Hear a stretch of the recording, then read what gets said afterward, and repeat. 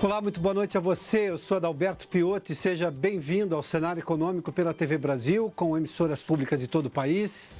Diretamente dos estúdios da B3, no centro da cidade de São Paulo, vamos aos destaques do programa de hoje. A eleição e o mercado, o Ibope de ontem intensificou os ganhos. O Ibovespa teve alta importante hoje, a Bolsa subiu bastante.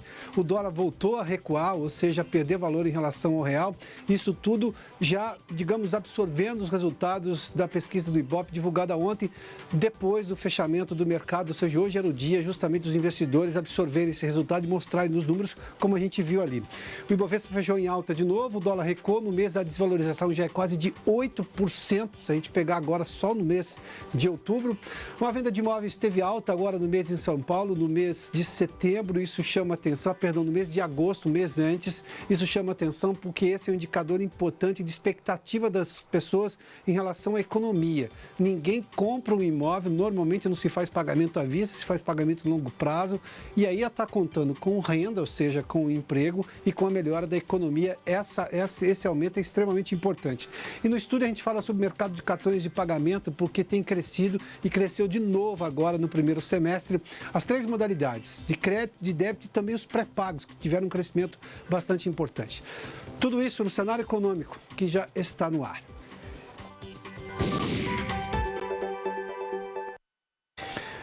O mercado financeiro, os investidores absorveram hoje o resultado da pesquisa Ibope, divulgada ontem, que nós mostramos aqui, a 18 pontos de vantagem do candidato do PSL, Jair Bolsonaro, em relação ao segundo colocado, e nós estamos falando já de segundo turno, obviamente, Fernando Haddad.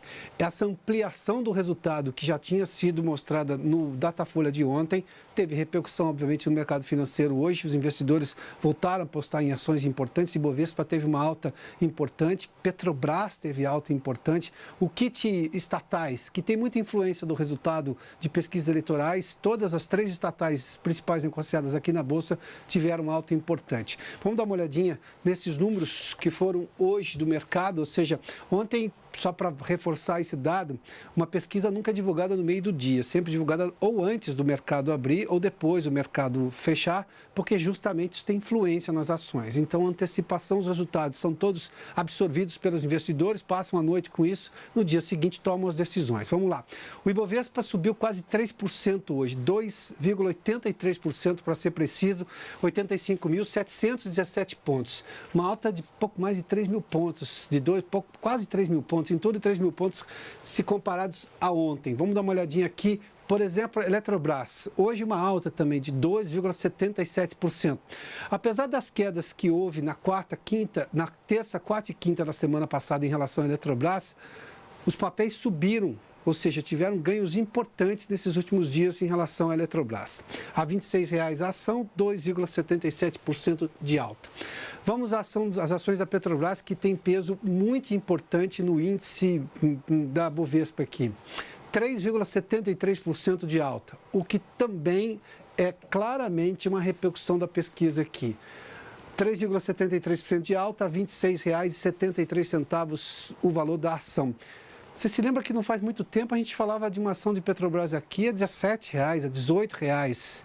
A ação normalmente estava R$ 27,00, R$ 28,00 lá atrás, antes da greve dos caminhoneiros. Quando teve a greve dos caminhoneiros no mês de junho, a ação da Petrobras caiu bastante. Foi quando ela atingiu esse piso de R$ 16,00, R$ 17,00 mais recentemente e foi recuperando seu valor, até porque a empresa não perdeu o valor. Teve um solavanco naquele momento, mas você não teve nenhum problema sério com a Petrobras. A Petrobras não deixou de ter sua capacidade de refino e o consumo brasileiro, até porque a economia está crescendo, embora menos do que se espere, menos do que gostaríamos neste ano, e um crescimento maior da economia é um crescimento maior também da venda de combustíveis. A Petrobras é a principal empresa do setor, a 3,73% de alta, R$ 26,73 a ação. Aqui do Banco do Brasil, também uma estatal, a 4,37% de alta, a R$ 39,37 a ação. Bom, Esses são os dados de hoje da economia. Vamos dar uma olhadinha no dólar aqui. Para você ter uma ideia, o dólar hoje teve de novo uma queda, ontem caiu também. Hoje uma queda de 0,37% a R$ 3,72. O dólar experimenta ali 3,70, 3,69 de mínima, fechou a 3,72. Mas no mês, agora em outubro, é uma queda de quase 8% em relação ao real, ou seja, que começa a se valorizar depois dessas perdas ocasionadas justamente pelo clima eleitoral e a indecisão dos investidores que procuram o refúgio no dólar. Dando-se que agora, na crença dos investidores, tem uma situação de ganho, ou seja, de uma possibilidade de ganho de Jair Bolsonaro, que é o escolhido dos investidores para vencer, ou seja, que traria uma continuidade das reformas na visão dos investidores, ou seja, o dólar começa a perder valor, o real volta a se valorizar e, claro, com investimentos em bolsa, em setor produtivo, no caso da bolsa. 7,85% de queda no mês, quase 8%. 1,55% só na segunda e hoje, ou seja, nesses 2 primeiros dias da semana, mas no mês tem essa queda de quase 8%. Bom, esses dados todos são referentes à economia hoje, terça-feira, depois da pesquisa de ontem do Ibope, depois de todo o resultado do primeiro turno das eleições. O que nós temos agora são números, por exemplo, da situação da economia brasileira. São dados de indicadores da Fundação Getúlio Vargas, são exatamente os que medem expectativa e o momento atual da economia. Está aqui o indicador antecedente composto de economia e o indicador composto de economia está aqui, o indicador coincidente composto de economia. Este primeiro aqui fala sobre qual é a expectativa da economia e o segundo qual é o momento atual. Ambos tiveram uma queda, mas esses dados são todos referentes a setembro, quando a gente ainda não tinha uma decisão de primeiro turno. A eleição foi no dia 7 de outubro, no primeiro turno, e não tínhamos, obviamente, também os resultados do segundo turno das pesquisas eleitorais. Aqui a gente ainda vivia com muita daquela indecisão, só para você ter uma ideia como que a economia é dinâmica, né? E a gente tem outros dados que chamam a atenção em relação a isso. Vamos lá. O antecedente caiu 1,6%, chegou a 113,8 pontos e 1,4% em relação ao momento atual da economia. Vamos explicar o que aconteceu. Para você ter uma ideia, são vários os medidores. Por exemplo, índice de confiança da indústria, índice de confiança do setor de serviços, do consumidor, ou seja, venda direta, produção de bens duráveis da indústria, isso tudo implica, taxa de juros, resultado do Ibovespa, é uma série de índices compostos. A verdade é que 6 dos 8 que são levados em conta para formular esse índice tiveram um recuo. Mas o que chamou a atenção foram justamente esse daqui, olha, nesse índice antecedente composto da economia, nessa queda de 1,6%, chegando a 113 pontos, quase 114 pontos, as contribuições negativas mais importantes foram dos termos de troca e índice de expectativas da indústria. Vamos lá. O índice de expectativa da indústria, a gente fala disso com muita frequência aqui. É qual a previsão que tem os empresários do setor em relação ao crescimento do negócio, ou seja, se vai ter mais vendas, se vai ter contratação. E a gente mostrou recentemente que alguns índices da indústria têm recuado, ou seja, há uma percepção ainda de incerteza em relação à economia. Esse outro detalhe que temos de troca tem uma explicação, é um dado econômico, obviamente, muito teórico, muito técnico, mas é muito compreensível também, muito fácil de compreender. Vamos lá. Termos de troca é justamente, por exemplo, a diferença entre o que você vende e compra em relação ao valor, quando a gente está falando de comércio exterior. Por exemplo, nós tivemos recentemente uma alta do dólar. Desde o começo do ano, o dólar se valorizou. Tivemos uma desvalorização agora, como expliquei, mas ele se valorizou. O termo de troca é exatamente a percepção que você tem em relação ao preço dos produtos que nós exportamos, quanto eles estão valendo lá fora e quanto recebemos por ele, evidentemente, e o quanto que os empresários pagam quando importam coisas, o preço dos produtos importados. Como o dólar subiu muito, essa percepção ficou negativa. Os termos de troca, no caso brasileiro, ficaram ruins. Por quê? Porque nós estamos pagando muito caro pelo produto importado. E quando a gente fala produto importado, não estamos falando de supérfluo, não estamos falando de insumos para a indústria. Como isso influencia, por exemplo, na perspectiva industrial do setor, isso influencia diretamente no índice de confiança da indústria, os termos de troca, por exemplo, puxaram esse índice para baixo, o índice antecedente composto de economia, ou seja, a perspectiva em relação ao futuro.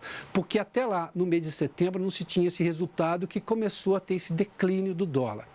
Isso, de novo, vale para salientar, não raro eu faço menção aqui, quando a gente tem uma alta do dólar, você acompanha em boa parte do jornalismo, da mídia, viajar para Disney ficou mais caro. É de um simplismo vergonhoso, porque quando a gente fala de alta do dólar, claro que influencia na viagem a Disney, sonhada das pessoas, mas isso influencia em uma série de outras coisas da economia real. Combustíveis, por exemplo, é um caso. Quando você tem alta do dólar, isso fica mais caro para os combustíveis que são repassados, por exemplo, para a passagem de ônibus. Em algum momento, isso vai ser repassado para a passagem de ônibus. Então, com a alta do dólar, tem um peso muito importante. Por exemplo, nos termos de troca. Ou seja, o Brasil, uma coisa é a capacidade brasileira de exportar, mas quanto ele recebe por isso? Em dólar.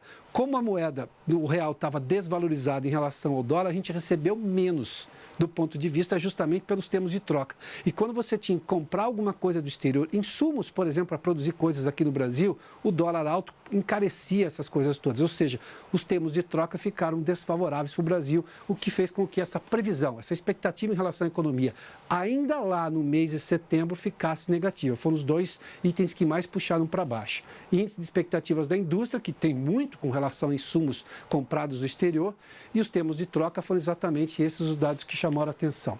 Mas vamos falar de um outro setor aqui que chama bastante atenção, porque o setor de serviços tiveram crescimento. Me mostra só a tela aqui, por gentileza, Renato, para a gente voltar aqui.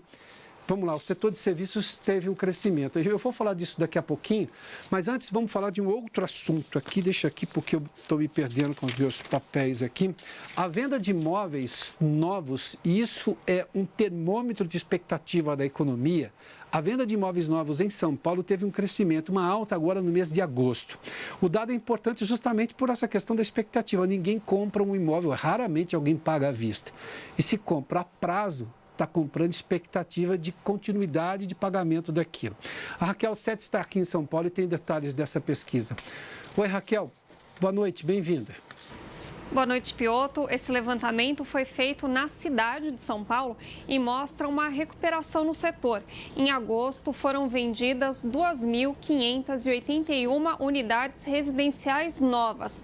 Resultado 67,4% superior ao de julho e 38,4% maior que o de agosto do ano passado.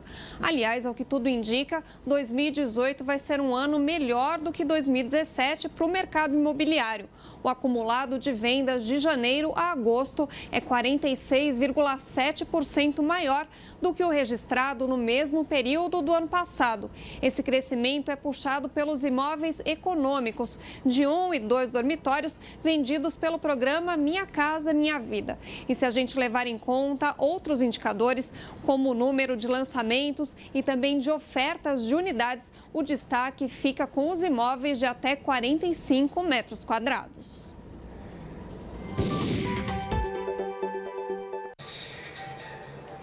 Que é muito de outro termômetro do setor, ou seja, pessoas que estão indo morar sozinhas ou são casais que não têm filhos, compram unidades habitacionais, como o mercado chama, ou seja, apartamentos menores ou casas menores. Bom, vamos falar do setor agora que também tem crescimento importante, que é a contratação de mão de obra temporária.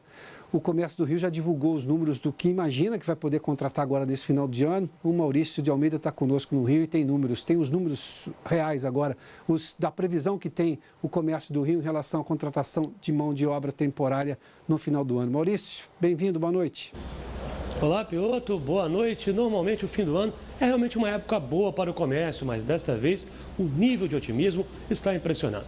A pesquisa da FEComércio mostrou que cerca de 3.000 lojas aqui no Rio de Janeiro devem contratar funcionários para atender a demanda que aumenta no período do Natal. A expectativa é de que vão ser criadas 10.300 vagas temporárias, o que vai representar um aumento de 29% no número total de funcionários do setor do comércio no estado do Rio. Uma outra pesquisa realizada pela Confederação Nacional do Comércio também apresentou dados positivos. 64,3% dos entrevistados responderam que pretendem aumentar o quadro de funcionários nos próximos meses.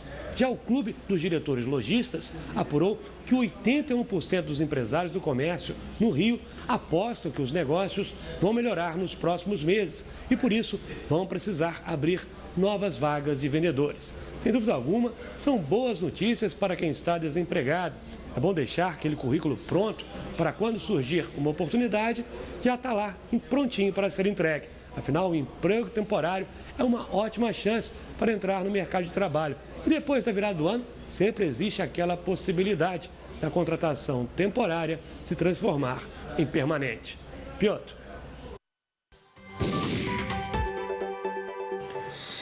Que é o sonho, obviamente, de quem consegue uma vaga de trabalho temporária continuar em 2019 com emprego. Vamos falar do setor de serviços aqui em agosto, e a economia é tão dinâmica que exatamente a gente mostrou os números ali de setembro e a gente teve uma expectativa menor em relação à economia também na percepção atual. Mas vamos lá, em agosto de 2018 o setor de serviços, segundo o IBGE, cresceu 1,2%.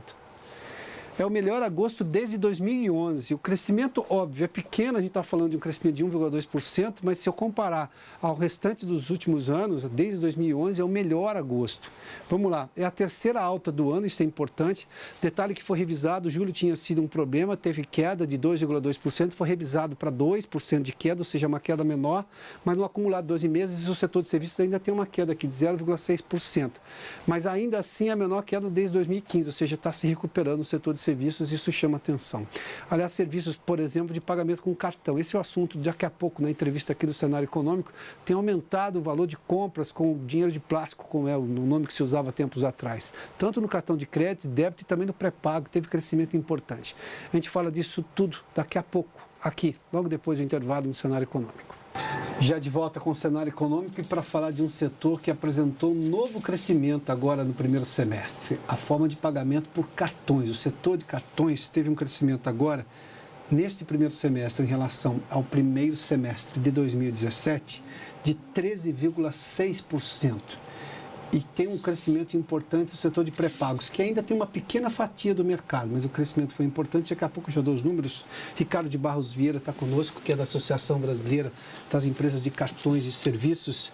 Ricardo, esses números chamam atenção. Esse crescimento de 13,6% já estava nas previsões do setor, ou é um crescimento que chama atenção?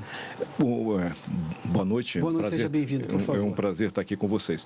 Historicamente, nos últimos 15, 20 anos, a indústria de meios de pagamento, cartões, é um meio, vem crescendo a 2 dígitos. Teve há 2 anos atrás um crescimento menor, mas desde o ano passado a gente já previa para esse ano um crescimento da faixa entre 14,5% e 16,5% no total. Porque isso tem a ver com a melhora dos indicadores da economia, mas também tem a ver com um processo histórico de substituição de outros meios de pagamento. Então, cada vez se usa menos cheque e mais cartão, se usa menos dinheiro e mais cartão. O cartão entra substituindo com vantagens, seja para o comércio, seja para o consumidor, esses meios mais tradicionais de fazer compra, fazer transações. Dentro da lógica da conveniência, porque isso é uma conveniência, o que tem pesado mais? É segurança? É simplesmente a facilidade de você ter apenas um cartão e isso substituir uma carteira cheia de notas de dinheiro? Você pode pagar um valor maior, isso depende só de você, de ter crédito para isso, de ter saldo para isso, mas você pode pagar um valor imenso sem carregar um monte de notas, ou andar com um cheque que sempre vai gerar uma desconfiança de quem está recebendo, pedir uma série de informações. Nunca ninguém pede o telefone de quem paga com cartão, porque tem um processo de garantia. O que pesa mais aí, tanto de um lado quanto de outro? Eu acho que é uma série de fatores. A gente não pode deixar de reconhecer que a questão de segurança é um aspecto importante nesse país e ela afeta as duas partes desse processo. Tanto a pessoa física portadora de um cartão que deixa de andar com dinheiro por riscos de assaltos e mesmo o comerciante que deixa de ter numerário no seu caixa e tem uma transação eletrônica que vai ter um crédito definido no momento combinado. Ele é um somatório. O cartão só cresce assim no Brasil e no restante do mundo porque ele é uma solução boa para as partes.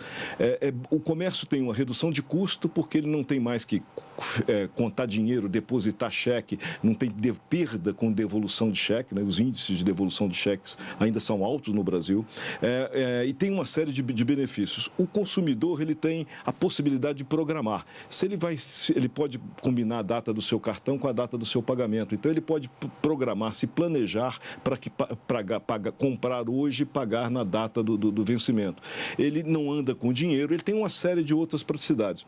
E, ao longo dos últimos anos, a indústria investiu demais. A gente pode se orgulhar de ter, se não a mais, uma das mais modernas indústrias de meios de pagamento do mundo. Então, você tem um processo com 98% da base de cartões com chip. Isso num país de dimensões continentais. A gente tem um índice de maquininha, aqueles POS, né? Parecido com o da Noruega, num país do tamanho da gente. Então, tem muita facilidade. E o nível de aceitação, porque antes você sempre tinha uma loja muito colocada, maior que aceitava. Hoje, o sujeito que vende cachorro quente tem uma maquininha. Os táxis todos aceitam hoje, até porque, no caso de São Paulo, é a legislação que obriga, mas isso não era comum. Não, o cartão, são nichos que ele vem se aprofundando. Hoje a gente tem, há 10 anos atrás, a gente tinha duas credenciadoras, são as donas dessas maquininhas, né? Quem opera essas maquininhas. Hoje tem mais de 16 só associadas à ABECS. Então é um setor que tem uma grande competição. Isso baixa o custo para o comerciante. Com certeza, um santo remédio, né? Competição, mercado aberto, regras isonômicas de competição, isso propicia o crescimento, a redução de custo, a melhora na oferta de produtos. Eu já vou falar dos números aqui, mas voltando a questões da economia brasileira, esse tipo de exemplo de competição que deu certo, ou seja, o consumidor ganha, você amplia o mercado, as empresas ganham porque elas ganham no número que elas vão ter de negociação, não porque elas fazem 10 negociações com valor enorme, mas porque fazem 10 mil negociações. Ou seja, todo mundo ganha quando a economia é aberta, com um regramento claro, mas você dá oportunidade de iniciativas surgirem. Esse tipo de coisa pode contaminar, por exemplo, o próximo governo a entender que a abertura comercial, abertura de mercado, ou seja, você ter economia aberta, efetivamente liberal, funciona e funciona no longo prazo? A gente espera que sim. Quer dizer, a ABECS tem por definição a crença no livre mercado e na ampla competição no mercado. Então a gente defende a livre concorrência. A gente acredita que o melhor produto ele vai aparecer no momento que você tiver diversos agentes oferecendo aquele produto. Todos vão procurar oferecer um produto cada vez melhor a um preço cada vez menor. Então é um processo que ganha todo mundo.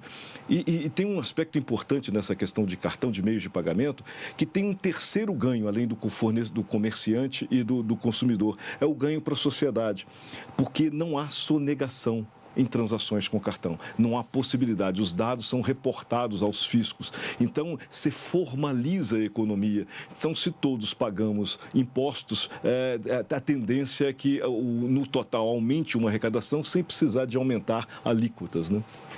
Bom, vamos lá. Os números, eu fiz menção aqui, são de 13,6% de crescimento no primeiro semestre, é uma média do setor, mas foram 720 milhões de reais em compras, só no primeiro semestre.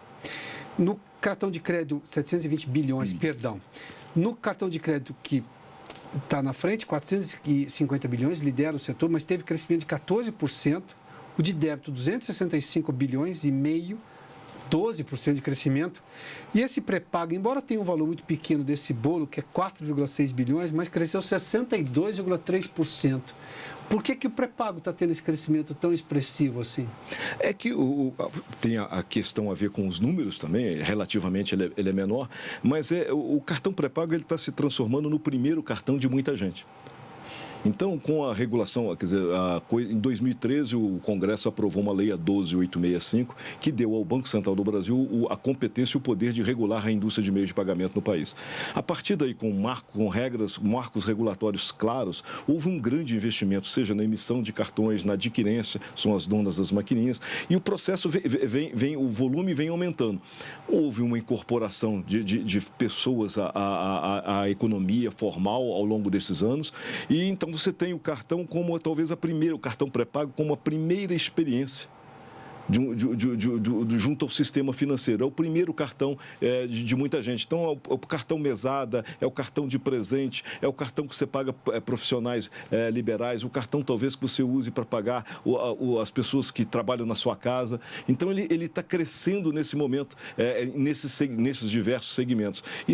E a nossa previsão para os anos seguintes é que ele continue com um crescimento extremamente relevante, muito acima do cartão de crédito tradicional e do débito. Tem também um peso de educação financeira, o sujeito se dá um limite ali que ele pode gastar, porque o pré-pago é pré-pago. Se ele tem R$2.000 no cartão, R$1.000, R$500, R$200, é aquilo que ele pode gastar.